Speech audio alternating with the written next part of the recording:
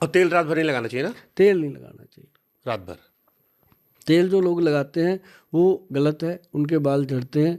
तेल जो है वो बहुत कम लगाना चाहिए, मतलब लगाया 10-15 मिनट के बाद वॉश कर दिया।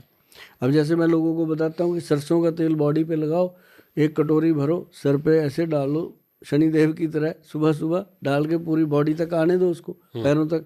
जी नाखून में अगर तेल चला जाए ना जी ऐसे बीच में, तो आप देखेंगे कि स्किन कभी भी बूढ़ी नहीं होती।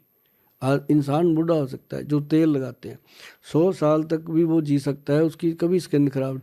और उसको पूरी बॉडी पे जब आप लगा के नहाओगे ना, तुरंत वॉश करना है, तुरंत ही शावर ले लेना है।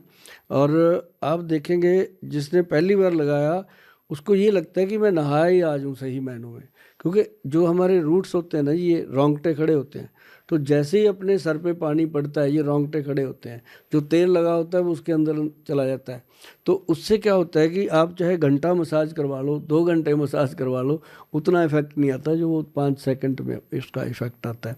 तो ये चीज़ें जब लोग करते हैं ना जी तो पता चलता है, ऐसे ही बोलते रहते हैं आलस तो मतलब कहीं नया कुछ बनवा रहे हो तो एक ऐसा गोल सा बनवा ले जहाँ ऊपर तेल नहलाओ। क्या दिक्कत है? कोई दिक्कत नहीं सर। पता है क्या है, लोग करते नहीं है, आयुर्वेद को बदनाम कर देते हैं, स्लो काम करता है। खुद फास्ट कर लो ना, कुछ तेल तूल लगाओ, बॉडी को पता चलेगा। गजब। मतलब फिर 60 साल में हमारी स्किन अच्छी रहेगी? देखो बताओ है कोई गड़बड़? अच्छा, आपका जड़ी बूटी भी होगा उसमें से? कौन कौन सी जड़ी बूटी खाते हो कि मैं एक्स प्लस गोल्ड कैप्सूल में डेली खाता हूँ, 4 साल 5 साल हो गए।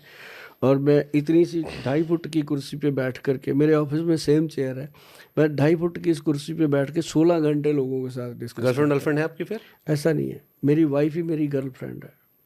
और सच में मेरे को ना एक्चुअली स्ट्रगल में लाइफ निकल गई और चंडीगढ़ आ गया। मैं इसलिए पूछा क्योंकि आपकी दवाई, आप इतना तारीफ कर रहे हो अपनी दवाई की। नहीं हमारे पास कमाल है, हमारी जो वाइफ है वो भी अभी तक, मतलब ये नहीं है कि कोई उसको आंटी कह देगा। ले कमाल है। I like your spirit.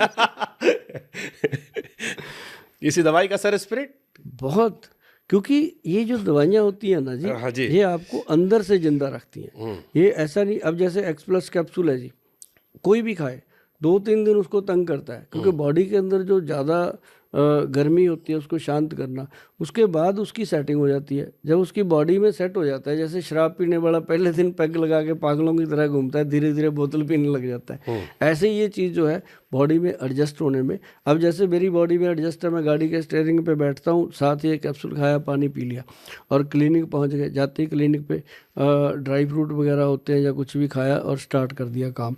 तो मतलब कई बार ऐसा होता है मिश्रा जी कि इसका हमें ऐसा रिजल्ट नज़र आता है कि 2-2 घंटे 3-3 घंटे खाना लेट हो जाता है, कभी ऐसी फीलिंग नहीं आती बॉडी में कि वीकनेस है, क्योंकि ये चीज़ें बहुत गजब की हैं। ठीक है।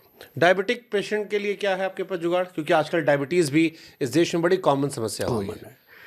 हमने तो ऐसे लोग देखे हैं जो चाय में चीनी नहीं पीते, हाँ, मिठाई दबा लेते हैं। हाँ, वो कहते हैं चाय फीकी दे दो, गुलाब जामुन 2-3 दे दो, है ना, और ये तो चलता है। ये बड़ा कॉमन हो गया। बिस्किट जो है कपल के कहने की तरह ना, बिस्कुट डुबो के चाय में खा लेते हैं।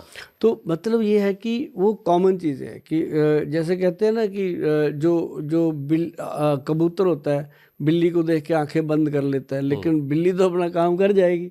तो ऐसे ही जो डायबिटिक पेशेंट हैं सर, जो मेरे पास आते हैं, मेरे को कम से कम जो फर्स्ट कैंप हमने डायबिटीज़ का लगाया था वो 1996 में लगाया था, सेक्टर 40 में चंडीगढ़। तो उस दिन मुश्किल से 100-70-80 पेशेंट ऐसे थे। आज जब हम कैंप लगाते हैं ना जी कहीं फ्री, तो 800-900 पेशेंट होता है। इतनी रेशो कहाँ से बढ़ गई? तो इतना डायबिटिक पेशेंट हो गया। और उसमें हम देते क्या हैं, देखो सिंपल चीज़, मैं आपके चैनल से आज एक बात कहता हूँ कि जब मैं घर से चंडीगढ़ आया ना जी, तो मेरे फादर ने बोल दिया था कि चल कोई नहीं बेटा, तेरे को शौक है, जाया घर वापस आ जाएगा तू। पर मैं भी उसी की औलाद, मैं जिद्दी, है ना। मैं कहा नहीं ऐसा होगा नहीं। मेरे को एक जुगत मिली, मैं गुरुद्वारा में चला गया, मैंने उनसे सारी बात करी। मैं कहा यार मेरे पास ये चीज़ें हैं, हमने अब वो सारे मेरी बात को समझ गए।